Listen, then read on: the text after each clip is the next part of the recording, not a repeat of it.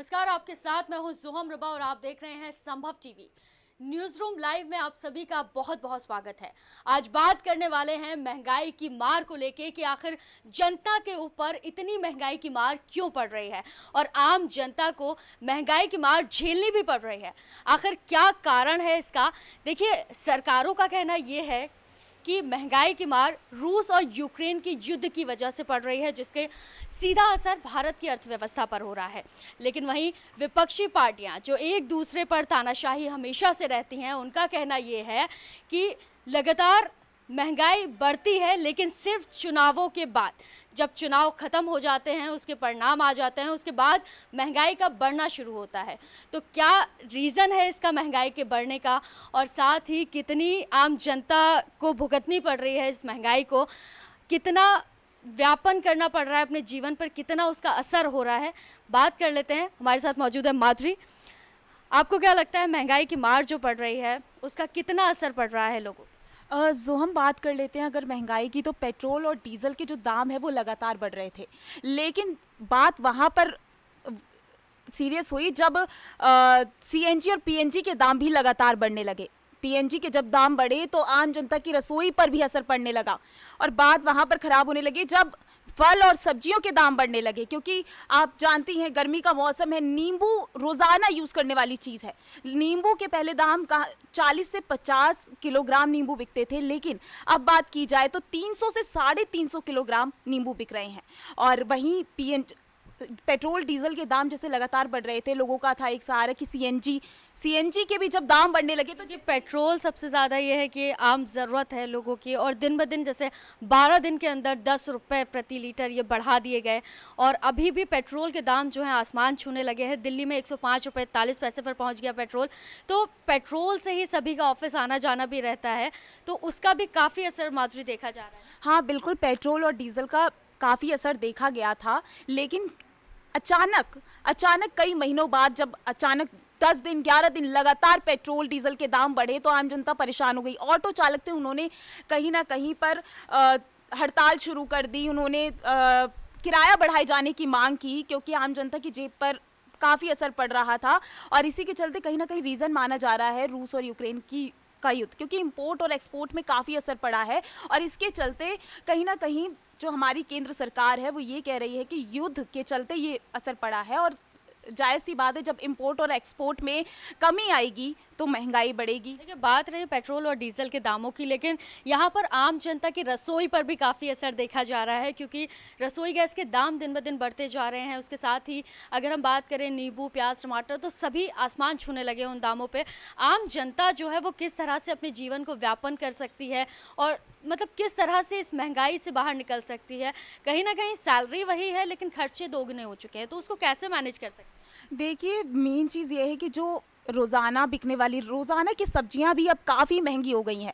तो इसमें केंद्र सरकार मैनेज करने वाली चीज़ तो होती नहीं है। आपको भी पता है, ऐसा तो है नहीं कि हम आलू खाएंगे तो अब हम आलू खाना बंद कर दें, अब हमें ये सब्जी खानी, क्योंकि तो सिर्फ ये है कि अगर ज़्यादा खरीदते हैं तो उसको कम क्वांटिटी में लें। ऐसा भी नहीं है। अब आदमी अपना आधा पेट तो भरेगा नहीं कि आधा पेट आधा खाना खाए।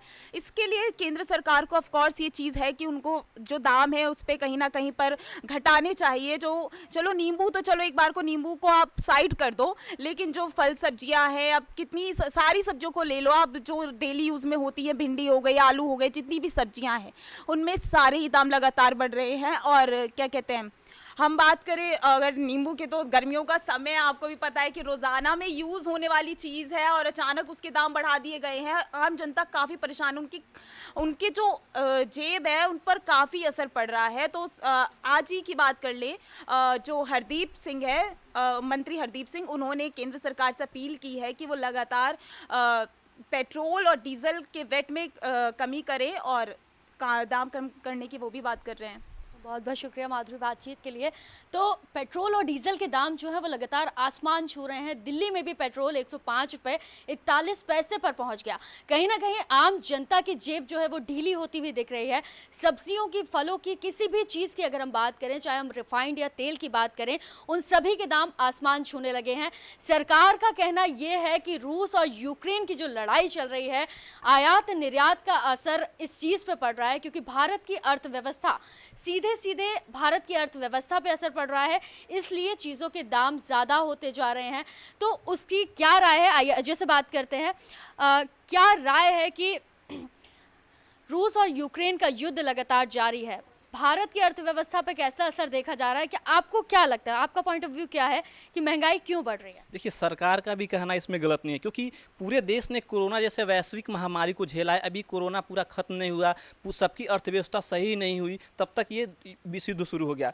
और सबसे ज़्यादा 80% हम जो कच्चे तेल हैं वो विदेशों से आयात करते हैं। इस वजह से सरकार को आयात करना पड़ता है। अब जो आयात है वो घट गया है, इस वजह से जो दाम है वो लगातार बढ़ते जा रहे हैं। रूस यूक्रेन युद्ध से हम आपको बता दें कि 186 ऐसे देश हैं जो लगातार परेशान है, उन पर एकदम आर्थिक अर्थव्यवस्था पे लगातार प्रभाव पड़ता जा रहा है। उनको अपने देश को चलाने में बहुत सारी मुश्किलें पैदा हो रही हैं। अगर पश्चिमी देशों और अफ्रीका देशों की बात करें तो हमारे यहाँ की स्थिति अभी बहुत अच्छी है। हम अपने रोटी को, अपना जीवन यापन अच्छे से कर रहे हैं। अभी आपने श्रीलंका में देखा किस तरह वहाँ पे भूख हड़ताल लोग कर रहे हैं, लोगों की रोटी नहीं नसीब हो रही है। लगातार दाम इतना ज़्यादा बढ़ चुके हैं कि लोगों को खरीद नहीं पा रहे। तो कहीं ना कहीं ये विश्व युद्ध का बहुत ज़्यादा प्रभाव पड़ रहा है, क्योंकि यूक्रेन से हम बहुत ज़्यादा तेल मंगाते हैं, उनके बदले में हमें उन्हें अनाज भी भेजते हैं। कई ऐसे वस्तुएं हैं जो हम यूक्रेन से लेते हैं। तो जो युद्ध चल रहा है, इस वजह से बहुत सारा प्रतिबंध लग गया है। एक अकेले भारत ही नहीं, 186 देश, अंतर्राष्ट्रीय मुद्रा कोष का कहना है कि 186 ऐसे देश जो लगातार इस विश्व युद्ध से परेशान होते जा रहे हैं। तो आपको क्या लगता है, वहाँ पे एक्सपोर्ट इंपोर्ट का इतना है, आयात निर्यात, रूस और यूक्रेन के युद्ध पर जो भारत की अर्थव्यवस्था पर असर हो रहा है, क्या लगता है कि महंगाई जो बढ़ रही है उस पर कंट्रोल क्या होगा? या सरकार इस ओर ध्यान देगी? या जैसे रोज़गार की कमी होती जा रही है, लोग बेरोज़गार होते जा रहे हैं, हर जगह पर धरना प्रदर्शन इस चीज़ को लेके होता है कि बेरोज़गारी अपने देश में कुछ ज़्यादा आ रही है क्योंकि लोगों के पास नौकरियाँ नहीं हैं, लेकिन महंगाई की मार सभी पर पड़ रही है। सैलरी वहीं की वहीं है, लेकिन खर्चे बढ़ते जा रहे हैं। देखिए, सैलरी वही है, खर्चे लोगों के लगातार बढ़ते जा रहे हैं। जब महंगाई इतनी ज़्यादा हो रही है, अब ये है कि अर्थव्यवस्था जब घट रही है तो जो लोग फैक्ट्रियाँ चला रहे हैं, कंपनियाँ चला रहे हैं, उन पे भी असर पड़ रहा है। देखिए, सबसे ज़्यादा प्रयोग सरकार को क्या कदम उठाना है? सरकार को ये चाहिए कि उन्हें सब्सिडी दें। जैसे मान लीजिए डीजल पेट्रोल में उन्हें सब्सिडी देना चाहिए, दैनिक जीवन में जो प्रयोग करने वाली वस्तुएं उनमें सब्सिडी देना चाहिए, ताकि आम जनता राहत की सांस ले सके और आसानी से अपना जीवन यापन कर सके। जितने भी खाने पीने की वस्तुएं हैं, सबसे ज़्यादा उन्हें सब्सिडी ईंधन को लेकर देना चाहिए, क्योंकि ईंधन का जो हम प्रयोग दैनिक जीवन में हर तरह से किया जा रहा है। सब्जियां फलों के दाम इसलिए बढ़ रहे हैं क्योंकि दूर से अगर आता है तो उसको लाने में ईंधन का खर्च होता है। जो ईंधन का खर्च हो रहा है वो अपने सब्जियों को रेट पे लगा ले रहे हैं। ऐसा बहुत सारे जो व्यापारी हैं उनका कहना है कि ईंधन इतना महंगा हो गया है, इस वजह से हमारी सब्जियां इतनी महंगी बिक रही है। तो सबसे ज़्यादा सरकार की सब्जी जितना हो सके उतना सब्सिडी देना चाहिए। और बहुत सारे ऐसे गृहिणी का भी कहना है कि इतना महंगाई बढ़ रहा है तो जैसे लगता है कि हमें, जैसे पुराने समय में चूल्हे का प्रयोग किया जाता, अब ऐसा समय लग रहा आ रहा है कि हम चूल्हे का प्रयोग करें, क्योंकि इतनी महंगाई बढ़ रही है। सरकार भी अपने पास से कितना लगाएगी, क्योंकि सरकार को पूरा देश चलाना है। अगर अर्थव्यवस्था सही रहेगा तभी तो हम प्रयोग करेंगे। अगर मान लीजिए, देखिए, एक जगह से अगर हम एक देश से कोई चीज़ आयात करेंगे तो उसमें हमको ज़्यादा उसमें खर्च करना पड़ेगा, और वही चीज़ अगर हम 4-5 देशों, कई देशों से अगर हम आयात करते हैं तो वो चीज़ें सस्ती मिलती है। तो जब देखिए, जब तक युद्ध नहीं रुकेगा तब तक इस समस्या का समाधान नहीं हो सकता है। लेकिन फिर भी सरकार को जितना हो सके उतना इसमें राहत देना चाहिए, और आम आदमी को भी हो सके कि जितना हम कम ईंधन में अपना चला लें व्यवस्था, उतना सटीक तरीके से चला लें। क्योंकि रूस यूक्रेन का हल निकाले हमारा काम नहीं है। कब तक वो रूस यूक्रेन का हल निकलेगा ये तो अब आने वाले समय में ही पता चलेगा। लेकिन फिलहाल हम अपने दैनिक जीवन को कैसे जी सके, इस पे आम जनता को भी सोचना चाहिए कि हम एक लिमिटेशन बना के चलें, ताकि सरकार को भी लोड ना पड़े और आम जनता पे भी ना लोड पड़े। बहुत बहुत शुक्रिया। हमारे सहयोगी अजय से हमने बातचीत की और उनकी राय ली। इसी के साथ हम बात कर लेते हैं हमारे सहयोगी प्रियांशु से भी, और क्या राय है महंगाई को लेके जान लेते हैं एक बार। प्रियांशु, महंगाई लगातार बढ़ रही है और आम जनता के जीवन पर इसका काफ़ी व्यापक असर भी पड़ रहा है। कहा यह जा रहा है, जो मंडी में व्यापारी हैं या फिर जो दुकानदार हैं, उनका कहना यह है कि पेट्रोल डीजल लगातार बढ़ रहा है, इसी की वजह से सब्जियां भी महंगी हो रही हैं। तो क्या कहना है आपका? देखिए, महंगाई की भी बात अगर करें तो महंगाई तो लगातार बढ़ती चली आई है। अगर देश बढ़ रहा है, हालांकि जैसे हमारे सहयोगी अजय ने बताया कि अर्थव्यवस्था पर कोरोना महामारी से बहुत असर पड़ा था, तो अर्थव्यवस्था पर असर पड़ने के कारण जो अर्थव्यवस्था बिगड़ गई थी उसके बाद ही अचानक से रूस यूक्रेन का युद्ध शुरू हो गया। रूस यूक्रेन युद्ध शुरू से असर ये पड़ा कि भारत से हम इंपोर्ट एक्सपोर्ट करते थे, रूस से भी कुछ चीज़ें इंपोर्ट होती थी, यहाँ से भी वो इंपोर्ट करते थे, इंपोर्ट एक्सपोर्ट लगातार जारी रहता था। लेकिन अभी किसी कारणवश इंपोर्ट एक्सपोर्ट रोक दिया गया, और महंगाई सप्लाई और डिमांड के ऊपर डिपेंड करता है। जो साइकिल है महंगाई का, सप्लाई और डिमांड पर डिपेंड करता है। जब सप्लाई ही कम हो जाए तो लोगों की डिमांड बढ़ जाती है, और सप्लाई कम होने पे डिमांड जब बढ़ती है तो महंगाई ऑटोमेटिक तेज़ हो जाता है, क्योंकि जब डिमांड ज़्यादा होती है और जब वो चीज़ कम होती है हमारे पास तो महंगाई बढ़ जाती है। ये एक नॉर्मल सी चीज़ है, ये आप समझ लीजिए। लेकिन महंगाई पर जब काफ़ी जनता, आपने देखा होगा कि काफ़ी पब्लिक ये कह रही है कि सरकार को दोषी नहीं मानती हो, महंगाई के लिए खुद को दोषी मानती है, और पीछे से रूस और यूक्रेन से जो युद्ध हो रहा है इसको जनता समझ रही है। आज की जनता का ये कहना है कि महंगाई आगे हो सकता है कम हो जाए अगर ये युद्ध, लेकिन महंगाई जो धीरे धीरे बढ़ रही है, समय के साथ महंगाई बढ़ रहा है, इस पे और कोई राय विचार नहीं देना चाहेंगे, क्योंकि महंगाई समय के साथ तो बढ़ेगा ही बढ़ेगा। और जहाँ तक नींबू की बात करते हैं, गर्मियों के टाइम पर देखो पेट्रोल डीजल का रेट बहुत बढ़ गया है। हम पेट्रोल डीजल जो सब्जी मंडी में जो काम करते हैं, जो सामान ला रहे हैं खरीद के, उनको वो पेट्रोल डीजल का जो रेट बढ़ा है वो उसकी भरपाई कहाँ से करेंगे? तो वो भरपाई सब्जियों में कर लेते हैं। वो 10 रुपये बढ़ा दिया, 5 रुपये बढ़ा दिया, 8 रुपये बढ़ा दिया, इस तरीके से वो भरपाई कर रहे हैं। हालांकि महंगाई, सीएनजी, पीएनजी, पेट्रोल डीजल, ये सब लोग सरकार को दोषी नहीं मानते। लोगों को अभी भी उम्मीद है कि लेकिन महंगाई प्रियांशु, कम हो जाएगा। बाकी जो विपक्षी पार्टी हैं उन सभी का कहना ये है कि महंगाई सिर्फ चुनावों के बाद बढ़ती है, चुनाव से पहले महंगाई का कोई असर नहीं देखा जाता। सरकार ये कह रही है कि रूस यूक्रेन का जो असर है वो भारत पर पड़ रहा है, लेकिन विपक्षी पार्टियां लगातार ये एजेंडा उठा रही हैं कि कहीं ना कहीं चुनाव के बाद ही महंगाई शुरू होती है। आपका क्या मानना है? देखिए, ये एक कोइंसिडेंस हो गया कि चुनाव भी आ गया, महंगाई भी आ गई, रूस यूक्रेन युद्ध भी हो गया। कि अगर आप देखो तो ये एक कोइंसिडेंस लगता है हमें। अगर जो लोग समझदार हैं, जो लोग थोड़ा सा पढ़े लिखे हैं, जिनको नॉलेज है, जो अगर कंपेयर कर सकते हैं चीज़ें, तो उनको ये कोइंसिडेंस लगेगा। लेकिन जब महंगाई जनता पर पड़ती है, आप एक मिडिल क्लास के बारे में सोचो ना, जो मिडिल क्लास आदमी पेट्रोल भरवाने जा रहा है, जिस जगह पे काम कर रहा है, उस पर घर पे बच्चों का भी लोड है, बच्चों को भी पढ़ाना है, घर बार भी चलाना है अपना, और बॉस को कह नहीं सकते सैलरी बढ़ाने के लिए, बॉस सैलरी बढ़ाएंगे नहीं उनकी।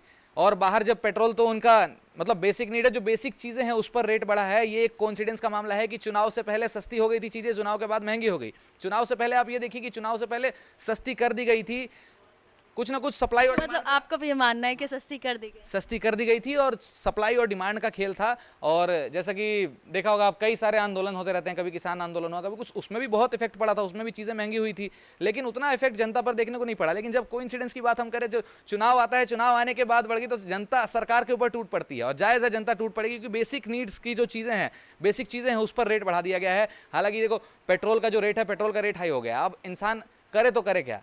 हर आदमी इलेक्ट्रिक व्हीकल्स को अफोर्ड नहीं कर सकता है। जैसे सरकार कह रही है ग्रीन इंडिया बनाएंगे, पॉल्यूशन कम करेंगे, अचानक एक आम आदमी कैसे खरीद ले जाके बैटरी वाली स्कूटी या गाड़ी? 1-1 लाख से ऊपर का रेट बता रहे हैं वो लोग, जिनके पास मान लो जो नई गाड़ी जिन्होंने खरीदी, वो तो पेट्रोल भराएंगे ही। और एक जनता से मेरी बात हुई थी, एक बार मैं कहीं पे प्रोग्राम कर रहा था, उनसे बातचीत हुई, तो उन्होंने बताया कि हमारा बेसिक नीड है पेट्रोल, हम तो भराएंगे ही, हम तो इस पे काम करेंगे ही। अब हम अपने बॉस को क्या बोलें जाके कि हमारा पेट्रोल का रेट बढ़ गया तो आप मेरी सैलरी बढ़ा दो? तो बॉस बढ़ाने को तैयार नहीं है। आपने एक न्यूज़ भी सुना होगा, एक वीडियो वायरल हो रही थी काफ़ी दिन पहले, कि एक स्टाफ ऑफिस में ही आके अपना बिस्तर लगाकर सो गया महंगाई बढ़ने के कारण। तो जनता किसी को कुछ नहीं कह सकती, जनता को बस उम्मीद है कि अब महंगाई धीरे धीरे कम हो जाएगा। लेकिन हाँ, जो बेसिक नीड्स की चीज़ें हैं, और चुनाव के बाद ही रेट बढ़े हैं, रूस यूक्रेन का युद्ध भी है, तो इसमें कहीं ना कहीं हौच पौच हो रही है, जनता परेशान हो रही है और सरकार को दोषी मान रही है। बहुत बहुत शुक्रिया बातचीत के लिए, आपके किस्से भी बहुत अच्छे लगे। और साथ ही हमारे साथ सहयोगी हमारी मौजूद है सबा भी, आइए जान लेते हैं उनसे भी कि उनकी क्या राय है महंगाई को लेके। लगातार महंगाई जो बढ़ रही है, रमज़ानों का महीना भी शुरू हो चुका है और रमज़ान सभी के चल रहे हैं। गर्मी में सबसे ज़्यादा ज़रूरत होती है नींबू की, जब हम रोज़ा इफ्तार करते हैं उस टाइम पे बहुत ज़्यादा कि पानी की कमी को नींबू पूरा करता है। तो क्या असर पड़ रहा है इस बार रमज़ान में, नींबू का यूज़ हो रहा है या नहीं? नहीं, इस बार तो इसका बहुत बुरा असर पड़ रहा है हम लोगों के घरों पे। पहले हम लोग रमज़ान के टाइम में नींबू पानी का शरबत बनाकर पी लेते थे, लेकिन अब पहले अगर आप 10 रुपये का नींबू लेने जाते तो आपको 3 या 4 आ जाता था। अब अगर आप 10 रुपये लेकर जाएंगे तो आपको एक भी नींबू नहीं मिलेगा। ये सिर्फ पेट्रोल डीजल का, हर चीज़ का दाम जो बढ़ रहा है, इससे सिर्फ महंगाई नहीं बढ़ रही, इसके साथ साथ क्राइम भी बढ़ रहा है। अभी हाल फिलहाल में ही आपने सुना होगा कि नींबू की चोरी हुई है, चोरों ने नींबू चुराया है। तो ये सब चीज़, बहुत सारी प्रॉब्लम्स है जो हम लोगों को फेस करना पड़ रहा है। और नींबू जैसी छोटी चीज़ भी अगर महंगी हो जाएगी तो इसका असर कितना आम जनता की जेब पर पड़ रहा है, ये आप देख सकती हैं।